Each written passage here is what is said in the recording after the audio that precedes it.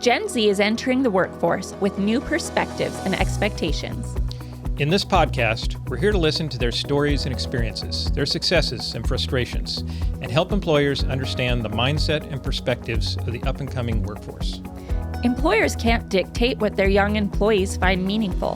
What they can do, however, is empower them to create their own sense of purpose and authentic connections. Our curriculum is designed to help them do exactly that. East Valley Leader Lab is committed to paving the way for more curious, engaged, and connected young professionals in the workplace. Hello, everybody. I'm Timm. This is Amanda Stradling, and we are the East Valley Leader Lab, and this is our podcast, Mind and Body at Work. If our content resonates with you, we hope you'll click on the link in the show notes for a description of our newest offer, Helping Gen Z Thrive at Work. And as always, we hope you'll like, share, and or subscribe to our YouTube channel or wherever it is that you get your podcasts. Today we wanted to talk a little bit about a key framework in our training. It comes from Bob Dunham of the Institute of Generative Leadership, and it's called The Anatomy of Action. And we want to bring this up because as we're talking about young people entering the workforce, one of the generalizations, so we're hoping to get past the generalizations in our show, but one of the generalizations about Gen Z, a positive one, is that they are relatively purpose-driven, right? They're looking for meaning in their work. They want to do something that's going to make a difference, and we think that's great. We think that's a recipe for success in the workforce.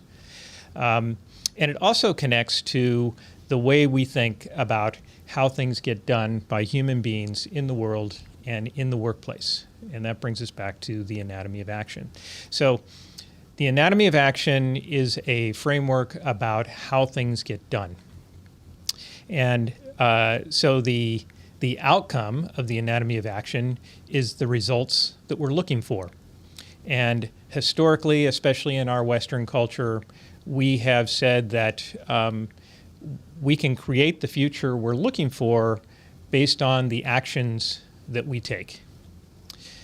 Well, if we want to tap into that purpose-driven aspect of this younger generation, it's important to understand that those actions we take come from somewhere inside of us.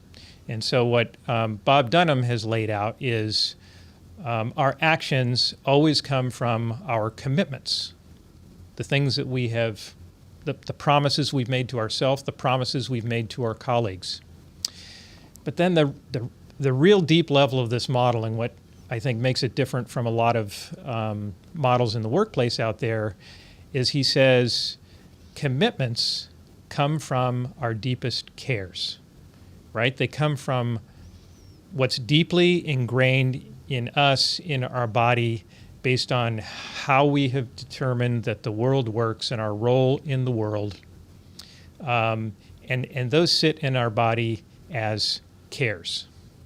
And then the last part of Bob's model is, and he's speaking to leaders usually, the last part of his model is he says, we need to help people make that connection between the future that they want, the commitments that they're making, and the care that already resides in their body.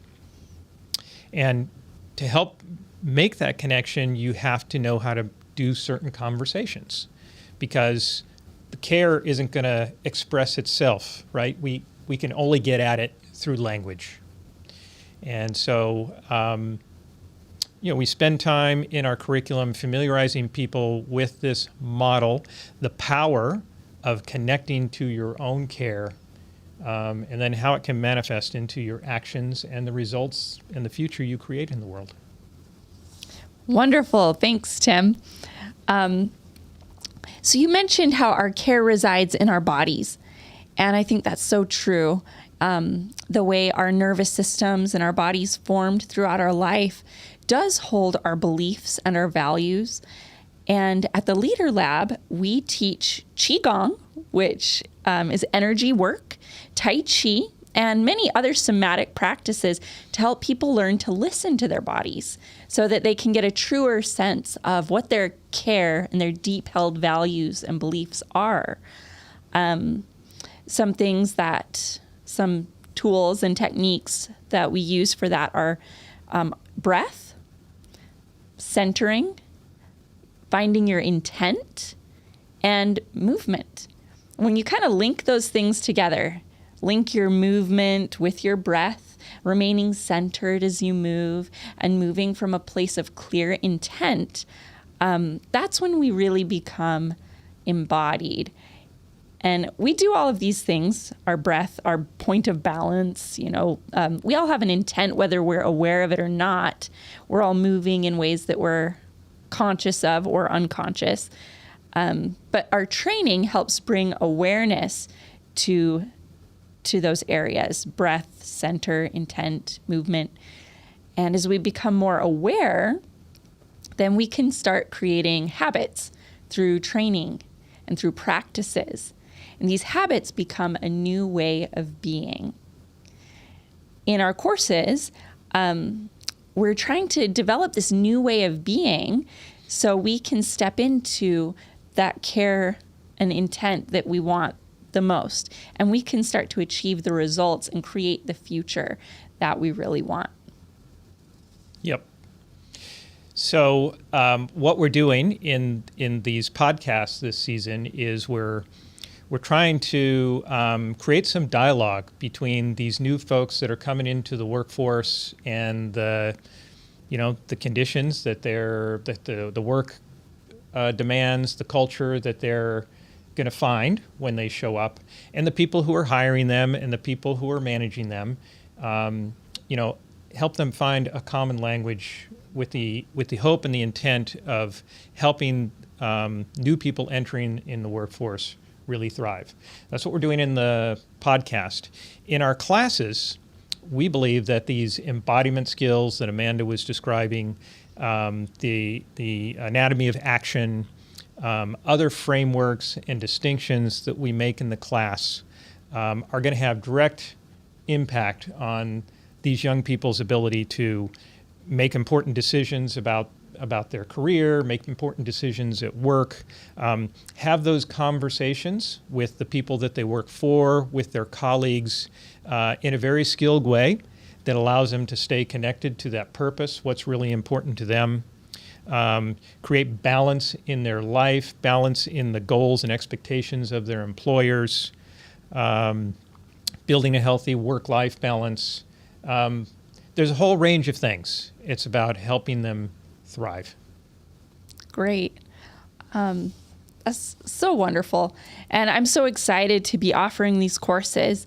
If you are interested and excited about gaining these new skills for yourself or for your team at work, please take a look at our website, evleaderlab.com.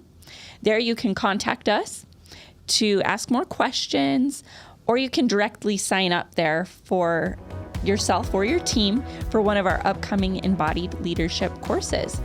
So we look forward to hearing from you. Be well and keep moving. This has been Mind and Body at Work with the East Valley Leader Lab. Please click on the link in the show notes for a description of our newest offer, Helping Gen Z Thrive at Work. This is our embodiment training to help new young workers integrate into your organization. As always, if this content resonates with you and your cares, please like, share, and/or subscribe to our YouTube channel or wherever it is you get your podcast. Be well and keep moving.